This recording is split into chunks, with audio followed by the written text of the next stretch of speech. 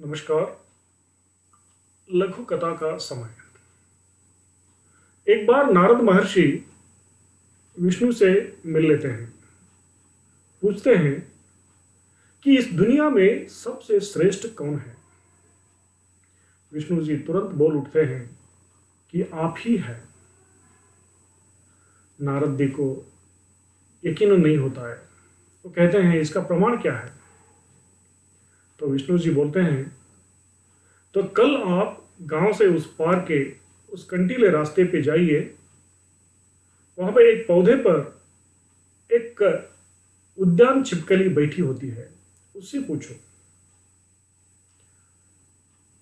तो दूसरे दिन नारद जी उसी मार्ग पर चले तो वहां पर एक पौधे पर उद्यान छिपकली भी उनको दिखाई देती है।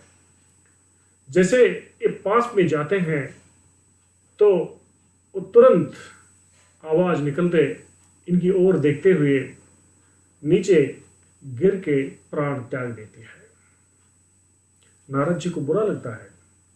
वापस लौटते हैं, आके विष्णु जी से कहते हैं कि वो तो मेरी ओर गौर के देखकर नीचे गिर के प्राण त्याग दी।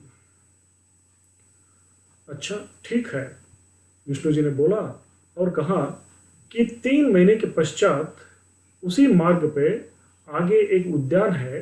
वहां पर आम के पेड़ पर बहुत सारे तोते मैने होते हैं, आप उनसे पूछ लीजिए। तो नारद जी ने हाँ कह दी। फिर 3 महीने के पश्चात उसी मार्ग पर आगे निकले तो वहां पे एक उद्यान था। बहुत सारे तोते मैने कलरव कर रहे थे। ये पास में जाते ही एक तोता इनकी ओर उड़ते हुए आते राम कहकर इनके चरणों पर गिर के प्राण त्याग दिया। नारद जी को बहुत बुरा लगा।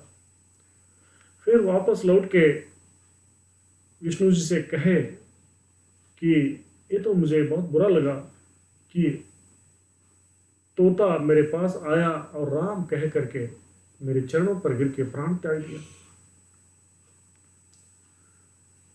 विष्णु जी ने कहा ठीक है, अभी 3 महीने के पश्चात इस गांव के राजा से एक संतान जन्म लेती है।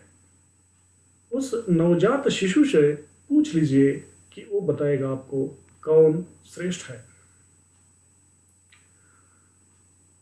नारद जी ने उनसे आग्रह किया कि क्या आप राजा के यहां जाकर के मुझे बंदी बनाना चाहते हो? अगर वो बच्चा भी मुझे देखते ही मर गया तो? विष्णु जी ने कहा हंसते हुए कि ऐसा नहीं होगा, आपको मेरी बात को मानना ही पड़ेगा, तभी आपको यकीनन होगा। फिर 3 महीने के पश्चात विष्णु जी के कहनानुसार राजा के लिए एक संतान प्राप्त होती है। तो नवजात शिशु से मिलने के लिए नारद जी राजभवन जाते हैं। समाचार पाते ही राजा दरवाजे तक आकर के उनको आदर के साथ स्वागत करते हैं और गद्दी पर बिठा देते हैं। आदर सत्कार के बाद पूछते हैं, खुशहाल के बाद नारद जी अपनी इच्छा व्यक्त करते हैं कि आपके नवजात पुत्र से मुझे मिलना है। राजा सहर्ष रानी को बुला लेते हैं। रानी नवजात शिशु को अपनी गोद में लेकर आती है तो वह नवजात शिशु नारद जी को देखते ही खिलखिलाकर हंसता है और कहना शुरू कर देता है कि ऋषिवर्य, आपके दर्शन से मैं उस उद्यान छिपकली का जन्म त्याग कर तोता बन गया।